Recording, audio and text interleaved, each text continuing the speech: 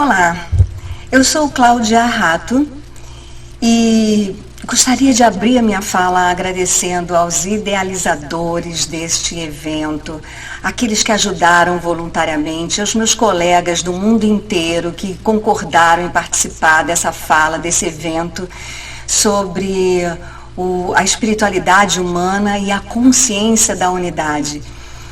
E o meu tema é espiritualidade e educação. E eu queria começar com essa palavra, com essa sensação que eu tenho, que sempre que se fala em espiritualidade, parece que já surgem diferentes defesas sobre diferentes práticas religiosas, como eu sou católica, eu sou evangélico, eu sou budista, eu sou Hare Krishna, e parece que as pessoas defendem a sua religião, a sua prática espiritual, como quem defende o seu time. E não se conversa, né? Não se troca, porque é como se torcêssemos para um time, e sabe como é torcer para um time. E tem aqueles também que ficam fora do jogo, os ateus que não querem nem entrar nessa questão de espiritualidade. No entanto, não é a espiritualidade humana que causa isso, mas é a mente humana que é treinada para olhar para a nossa realidade de forma a discriminar, analisar, avaliar, julgar e escolher, e classificar o certo e o errado.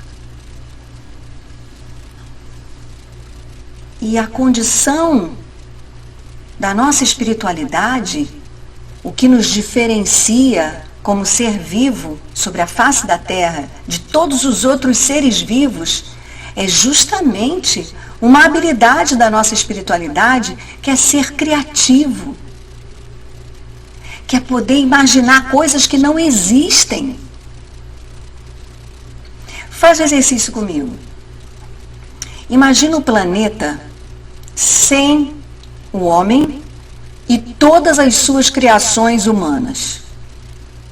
Tira a humanidade da face da Terra. O que nós vamos observar? Os rios, os mares, o ar puro, as montanhas, as florestas preservadas. Então, o homem, ele é capaz de criar, de agregar coisas à sua realidade. E essas criações podem ser positivas ou negativas, construtivas ou destrutivas. Mas tudo isso vem da luz do Espírito, da capacidade de ter ideias, de imaginar. Então a espiritualidade é inerente ao ser humano. Agora, como se usa a habilidade que a nossa espiritualidade nos provê, que é a da imaginação, nos permitindo criar coisas, isso sim é coisa séria. E muito séria em termos da nossa educação. Eu tenho 34 anos de sala de aula no ensino básico de uma educação de uma escola pública federal. E observo que o nosso currículo escolar, nós percebemos que as crianças no ensino infantil e fundamental 1 têm na escola muitas cores, arte, desenho, música, dança. Na minha carreira de capacitação de professores, eu pude constatar que professores do ensino infantil e fundamental 1 são felizes. A escola é uma festa, tem festa para tudo. Festa junina, festa do dia da árvore, festa de tudo. E à medida que esse ser humano vai crescendo e vai passando de ano, as salas de aula vão ficando mais escuras, sem cores, mais cinza. E quando ele entra no ensino médio, então, aí ele só pode dar as respostas que foram pré-programadas para serem as respostas certas. Um aluno ou uma aluna que dê uma viajada na aula, que pense em alguma coisa, uma resposta, ou tem uma percepção diferente daquilo que deveria ser dado como resposta certa, não tem espaço. Não tem espaço. Uma interpretação diferente até de uma questão colocada também não tem espaço. É preciso dar as respostas que foram pré-programadas para serem certas, e disso inclusive depende o futuro desse jovem. Então, quanto menos ele for criativo, mais ele tem o seu futuro garantido. E tem algo que é ainda mais grave nisso tudo.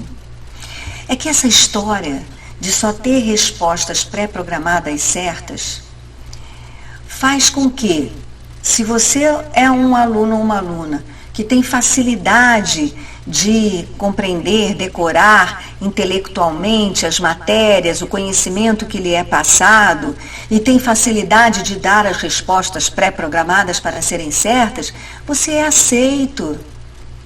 Você é considerado um bom aluno. Você é reconhecido pelos colegas. Agora, se você der as respostas erradas, você não é um bom aluno. Você se torna um aluno problema. Você é excluído. Você não é reconhecido em outras tantas capacidades e habilidades que você pode ter. Porque você tem que dar as respostas pré-programadas para serem certas. E isso mexe com a emoção. Se eu der a resposta certa, eu sou amado. Se eu der a resposta errada, eu sou excluído. Isso faz com que a nossa inteligência emocional se mantenha no modo funcionante mais primitivo, que é aquele da aproximação ou evitação, atacar ou fugir. Eu sou amado, eu sou rejeitado. Muito bem. Quando esse jovem sai da escola e encontra algo que lhe é diferente, que não lhe foi apresentado dentro daquilo que deveria ser certo ou normal, ele se sente ameaçado. Ele vai tentar fugir daquilo ou atacar. Ele não foi treinado emocionalmente para lidar com emoções diferentes que algo absolutamente estranho pudesse lhe causar. E lembra que funcionar no modo atacar ou fugir é um modo de sobrevivência? Isso faz com que quando esse aluno, esse cidadão for apresentado aquilo que lhe é estranho e diferente, ele tem uma reação de evitação com a sensação de que evitar aquilo garante a sua sobrevivência. Talvez por isso hoje em dia a gente veja na nossa sociedade pessoas que acreditam que estão do lado certo defenderem com tanta paixão, de forma radical, seja esse pensamento para o lado direito ou para o lado esquerdo. Então é muito sério a maneira como nós na escola treinamos a mente humana para funcionar do modo dual, do modo lógico, que olha, julga, classifica, separa e escolhe o certo e o errado. E com uma inteligência emocional extremamente primitiva, fazendo com que a gente funcione em sociedade no modo selvagem, garantindo a sua sobrevivência diante daquilo que lhe é estranho.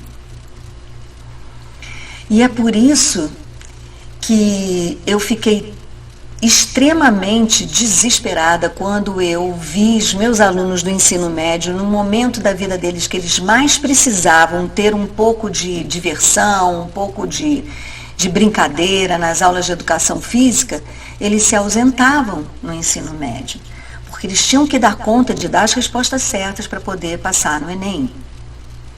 E nesse momento que esse jovem está tendo a sua primeira experiência de liberdade, de sair de casa, de escolher o que vai comprar para o lanche, ou a rota que vai fazer no caminho de casa para a escola, da escola para casa, escolher os seus amigos, está experimentando a sua personalidade que está aflorando naquele momento, está vivendo uma transição orgânica que faz com que seus hormônios estejam em alta produtividade, as emoções a mil. Exatamente nesse momento, ele é enquadrado. E nesse momento que ele precisa tanto de reconhecimento, ele é excluído. Ele é desaprovado, se ele não tiver as respostas certas. E por outro lado, ele pode fazer de tudo. Ele pode pintar o cabelo de roxo, ele pode ter piercing, ele pode ter tatuagem, mas se ele for um bom aluno, ele está absolvido. Eu acho que a gente tem uma perda ética também nisso.